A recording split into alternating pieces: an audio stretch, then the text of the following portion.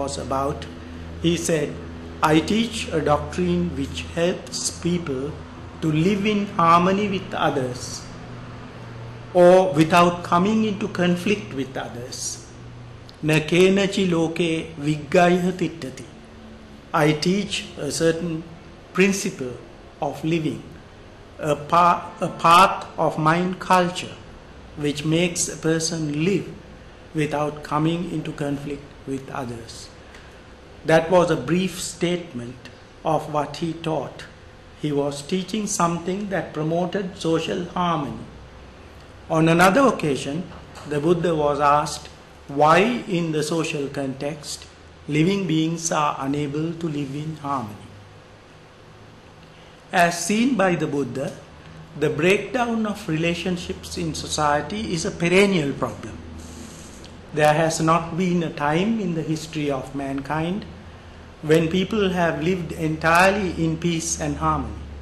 Wars, conflicts, dissensions, and quarrels have always existed wherever human beings have lived, whether in the village, the town, the country, or even in international relationships.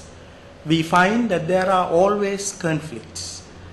I cannot think of any time in the history of mankind in which conflict was more prevalent than in the present day. With all the development of technology and science, conflict has grown to such an extent that it threatens the very existence and survival of human beings on this planet. The question was raised during the Buddha's time as to why living beings cannot live in harmony.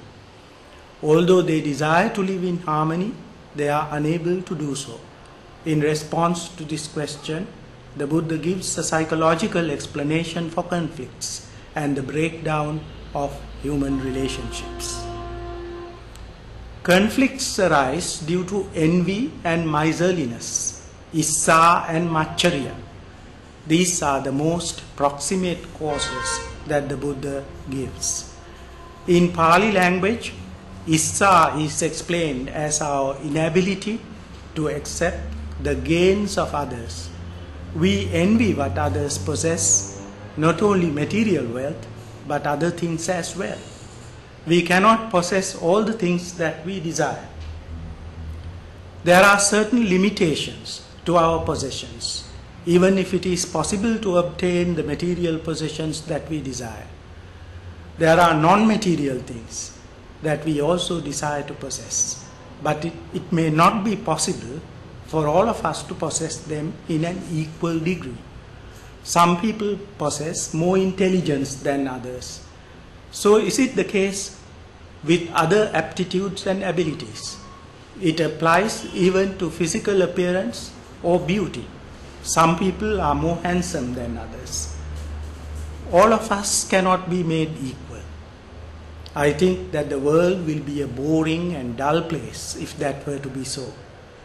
Therefore, we have to train our minds to accept differences and inequalities, because it is practically impossible for us to live in a world in which we can possess everything we desire to possess. We have to be ready to accept inequalities.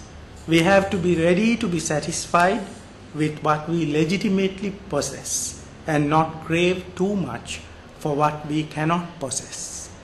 Issa is a psychological canker that gives rise to unpleasant feelings, hatred towards another, feelings of irritation towards another person who possesses things that one does not possess. So this is one reason why we come into conflict in society.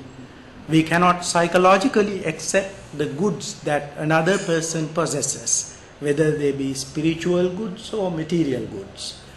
The second reason is miserliness, maccharya. It is the tendency among most of us to protect whatever possessions we have with a lot of greed and miserliness. We do not want to share what we have with others, even knowledge. Sometimes people want to greedily cling to their own spiritual acquisitions.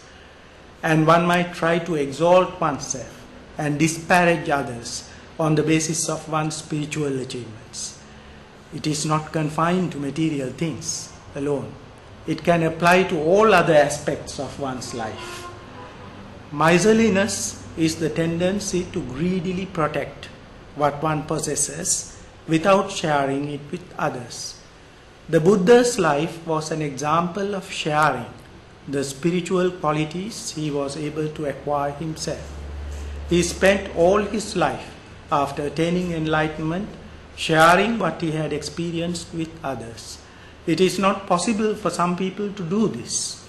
So when there is, on the one hand, an attitude of envy towards the possessions of others, and on the other hand, clinging to one's own possessions, there is tension. It is this tension that produces social conflict. The solution, according to the Buddha, is to be found primarily within the person's psychological makeup. We may attempt to solve the problem of social conflicts by treating its symptoms, but that is going to be only a temporary solution.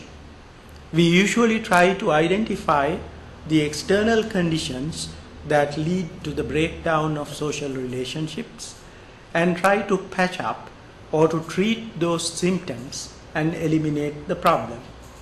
But it is not going to be a permanent solution, because the deep-rooted cause, the actual cause, is a psychological one. That is why Buddhism emphasizes the necessity of treating the root causes of the problem without treating the symptoms.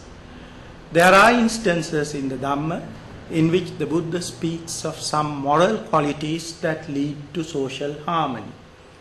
The Buddha speaks of unity or oneness, friendship and harmony in any social context. The aspects that the Buddha emphasizes are living without enmity in such a way that one promotes a loving concern for others. This is something very essential in a social context. Mutual respect has to be shown. We find that the Buddha speaks of mutual respect even between the master and the servant in the workplace, between the parents and the children, the wife and the husband in the context of the family. There should be mutual respect and nothing of the kind that could be seen as the exercise of one-way authority. Togetherness, unity and oneness are necessary in order to avoid dissension, debate and conflict. What are the moral qualities that are conducive to such unity? First, the foremost is friendly bodily action, mettang kayakam. Whatever behavior pattern we develop has to be a friendly one. This means behavior that shows concern for the needs of the other.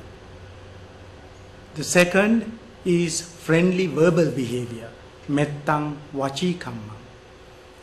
The third is friendly mental behavior, mettang manokamma. Friendly bodily behavior and friendly verbal behavior are foremost. So metta is a great virtue that Buddhism advocates. It should not be purely an inner virtue which one contemplates and cultivates within oneself, but it should be expressed in bodily and verbal behavior. Metta has no meaning if friendliness does not express itself in one's bodily and verbal behavior. The Buddha says metta has to be both outward and inward.